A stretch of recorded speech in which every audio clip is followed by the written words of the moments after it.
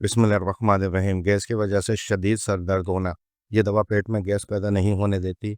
एक ऐसा homeopathic formula है कि जो गैस को ख़त्म करती है और सर दर्द नहीं होने देती, जिसे हम गैस्ट्रिक हेडेक कहते हैं। दवा हासिल करने के लिए व्हाट्सएप नंबर पर रब्ता करें। खाना खाने के बाद पेट में फ़ौरन गैस बनती है, ये मैदे की कमज़ोरी की अलामत है। ये गैस की तरफ चली जाती है जिसकी वजह से गैस्ट्रिक हेडेक होता है।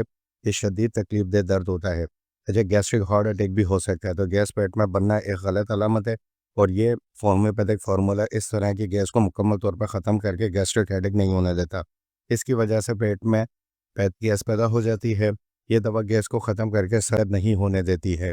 ये दवा हर घर की ज़रूरत है क्योंकि आजकल मर्द और ख़वातीन को अमूमन गैस की वजह से सर दर्द की शिकायत रहती है। बड़ी उम्र के अफराद का हाजमा बहुत कमज़ोर हो जाता है।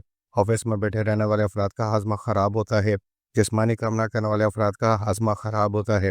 इन तमाम अफराद का मैदा कमज़ोर हो जाता है जिसकी वजह से गैस बहुत ज़्यादा बन होती है और फिर ये गैस सर की तरफ चली जाती है और गैस्ट्रिक हेडेक यानी कि सर दर्द की शिकायत पैदा करती है।